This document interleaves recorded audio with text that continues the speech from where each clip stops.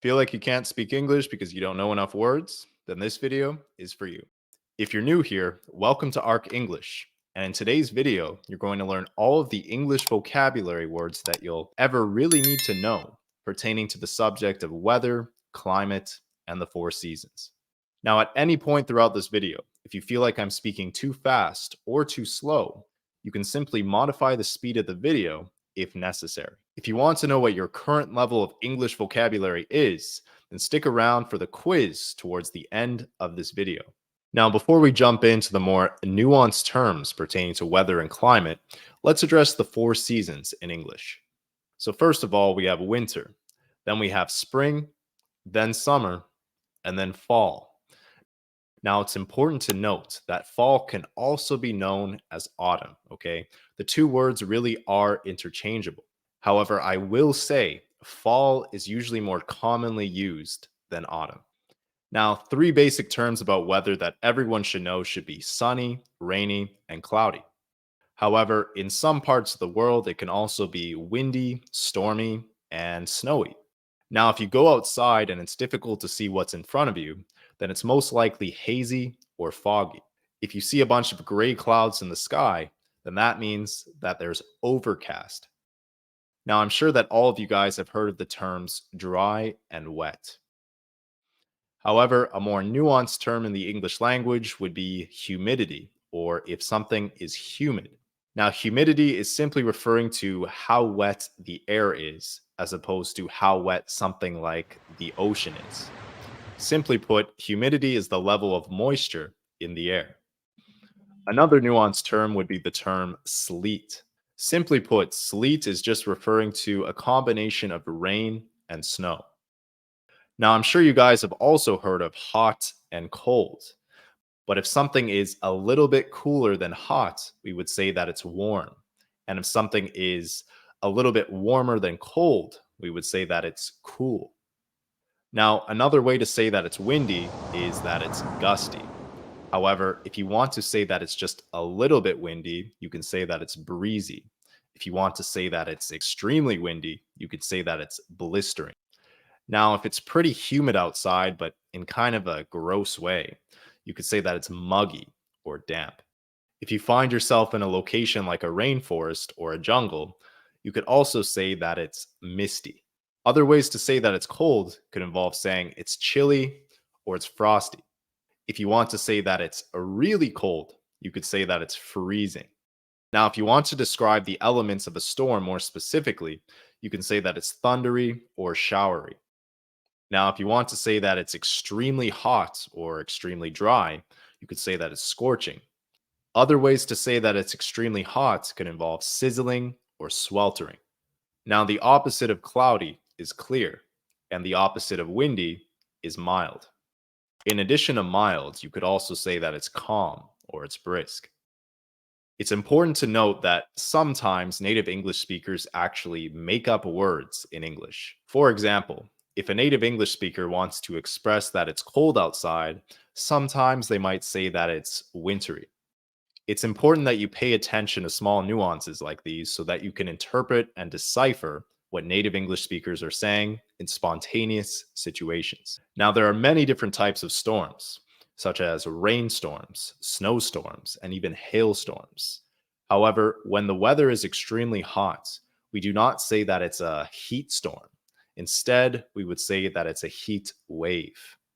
Not only is extremely hot weather considered to be a heat wave, but a heat wave can also refer to a prolonged period of time with really hot weather. When it comes to natural disasters that really involve extreme levels of wind, we would call them cyclones, tornadoes, and hurricanes. Other common natural disasters would be earthquakes, tsunamis, and floods. Now it's time for the moment of truth, the English quiz. This quiz will give you a general idea of your current level of English vocabulary pertaining to this particular subject. At the end of the quiz, comment your score at each level down below. Let's start with the beginner level. What do you call the weather when it's not raining or snowing, but the sun is shining?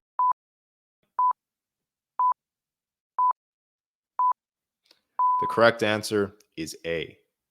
Which season comes after winter?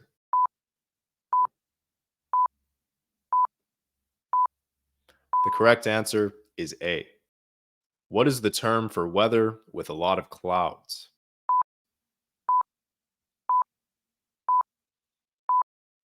The correct answer is C. Which word describes the weather when it's raining heavily with thunder and lightning?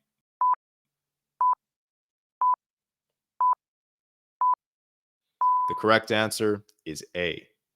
What's an adjective for an English word that describes weather that is neither too hot nor too cold?